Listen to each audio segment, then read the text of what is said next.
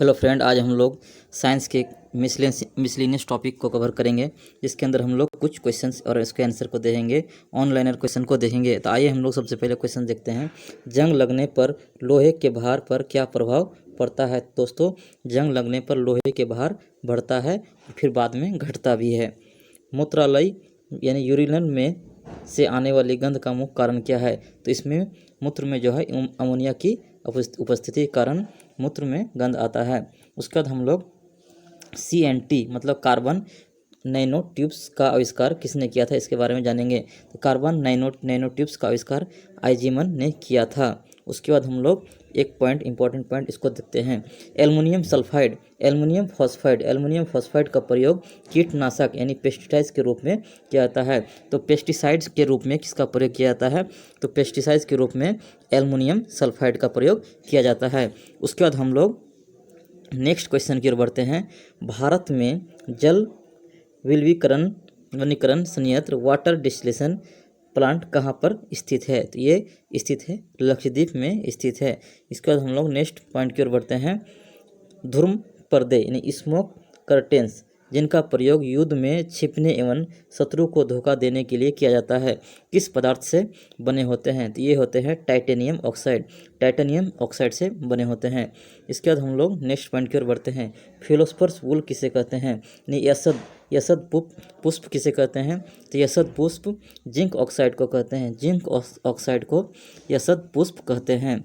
उसके बाद next point की ओर बढ़ेंगे। रेशम किसका उदाहरण है? तो रेशम प्राकृतिक बहुलक यानी नेचुरल पॉलीमर का उदाहरण है।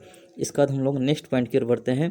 द्रवित ऑक्सीजन या द्रवित हाइड्रोजन को भौगोलिक स्तर पर प्राप्त करने में प्रयुक्त प्रौद्योगिकी का नाम क्या है? तो क्रायोजेनिक्स से हम लोग द्रवित ऑक्सीजन और द्रवित हाइड्रोजन को प्राप्त कर सकते हैं। उसके बाद नेक्स्ट पॉइंट की ओर बढ़ते हैं। पदार्थ द्रव की वह अवस्था जिसकी निश्चित आकृति और आयतन होता है क्या कहलाता है? तो वो ठोस कहलाता है। तो ठोस किसे कहते हैं? पदार्थ की वह अवस्था जिसकी निश्चित आकृति और आयतन होता है उसे हम लोग ठोस कहते हैं। इसका हम लोग नेक्स्ट पॉइंट की ओर बढ़ते हैं। पोटेशियम नाइट्रेट KNO3 का प्रयोग मुख्यतः किस पदार्थ के निर्माण में होता है? तो यह उर्वरक के निर्माण में होता है। तो KNO3 का प्रयोग किसके निर्माण में होता है? तो ये उर्वरक के निर्माण में होता है। उसके बाद हम लोग नेक्स्ट पॉइंट की ओर बढ़ते हैं। सूर्य का निर्माण मुख्यतः किस तत्व से हुआ है? तो सूर्य का निर्माण हाइड्रोजन से हुआ है। नेक्स्ट पॉइंट पढ़ते हैं। साबुन बनाने में किस पदार्थ का प्रयोग किया जाता है? साबुन बनाने में वनस्पति तेल का प्रयोग किया जाता है। गोबर गैस यानी डंग गैस का मुख्य घटक क्या है? तो CH4 यानी मीथेन है। नेक्स्ट पॉइंट की ओर बढ़ते हैं। सिलिकेट जिसको सिलिका ऑफ मैग्नीशियम के रूप में भी जाना जाता है, प्रचुर मात्रा में पृथ्वी के किस भाग में पाया जाता है? तो ये क्रस्ट में पाया जाता है, यानी भूप्रपट्टी में पाया जाता है। वायुमंडल में पृथ्वी के वायुमंडल में कौन सी गैस पर्याप्त मात्रा में पाई जाती है? तो यह है नाइट्रोजन, 78% पाया जाता है। उसके बाद हम लोग हरा कसीम ग्रीन वाइट्रोल का रासायनिक नाम क्या है? तो फेरस सल्फेट किसका रासायनिक नाम है? तो हरा कसीम का यानी ग्रीन वाइट्रोल का रासायनिक नाम है।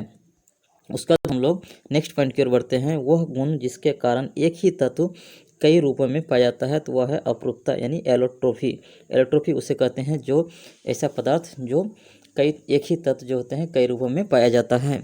उसके बाद चार्ल्स का नियम पदार्थ के किन गुणों के मध्य संबंधों को व्यक्त करता है? तो आयतन तथा दाब के गुणों को संबंध को व्यक्त करता है। इसे चार्ल्स का नियम कहते हैं। उसके बाद हम लोग CNG का फुल फॉर्म के बारे में जानेंगे। CNG मतलब कंप्रेस्ड नेचुरल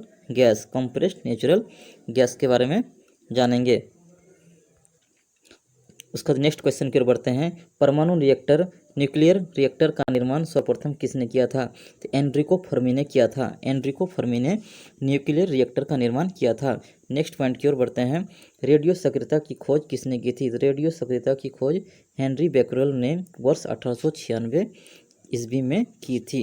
अब हम लोग बहुलक और उसके उपयोग के बारे में पढ़ेंगे। तो पॉलीइथाइल एक्रेलाइट ये किस में उपयोग किया जाता है? तो ये फिल्म बनाने में, घर के पाइप तथा कपड़े बनाने में इसका उपयोग किया जाता है। उसके बाद हम लोग टेरिलिन के बारे में पढ़ेंगे। टेरिलिन का उपयोग किया जाता है रेसे, बेल्ट, तार तथा टेंट बनाने में टेरिलिन का उपयोग किया जाता है। उसके बाद ग्लिंटल का उपयोग किया जाता है प्लास्टिक तथा पेंट बनाने में। प्लास्टिक तथा पेंट बनाने में किसका उपयोग किया जाता है? तो ग्लिंटिन का उपयोग किया जाता है। उसके बाद पॉलीथीन के बारे में पढ़ेंगे। पॉलीथीन का उपयोग, पॉलीथीन किसके बनाया जाता है? तो विद्युत रोधक, पैकिंग, घरों तथा प्रयोगशाला में। उसके बाद पॉलीस्टाइन इसका उपयोग किया जाता है विद्युत रोधक, पैकिंग पदार्थ, खिलौने तथा घरेलू वस्तुओं में पॉलीस्टाइन का उपयोग किया जाता है। नायलॉन 6 का प्रयोग किया जाता है रेसे, प्लास्टिक, टायर, रस्सी बनाने में नायलॉन 6 का प्रयोग किया जाता है। उसका नायलॉन 66 का प्रयोग ब्रश, संश्लेषित रेसे, पैराशूट, रस्सी तथा दरी बनाने में नायलॉन 66 का प्रयोग किया जाता है। इसके बाद देखते हैं हम लोग बैकलाइट का प्रयोग गियर, सुरक्षा परत तथा विद्युत उपकरण बनाने में किया जाता है। उसका बाद मेलामाइन फॉर्मेल्डिहाइड का प्रयोग प्लास्टिक के रेसिन, बर्तन बनाने में किया जाता है। पॉलीएक्रिलोनाइट्राइल का उपयोग संश्लेषित रेसे, संश्लेषित ऊन में किया जाता है। इसके बाद हम लोग पढ़ते हैं स्टराइन ब्यूटेडाइन रबर का प्रयोग ऑटोमोबाइल, टायर तथा चप्पल बनाने में इसका उपयोग किया जाता है। उसके बाद देखते हैं नाइट्राइल रबर का प्रयोग सील बनाने में, टैंक के अस्तर बनाने में उपयोग किया जाता है। तो हम लोगों ने देखा कुछ ऑनलाइन क्वेश्चन जो बीपीएससी या किसी भी स्टेट पीसीएस या एसएससी एग्जाम के लिए काफ़ी इंपॉर्टेंट है। तो हम लोग नेक्स्ट सीरीज को भी स्टार्ट करेंगे। Thank you.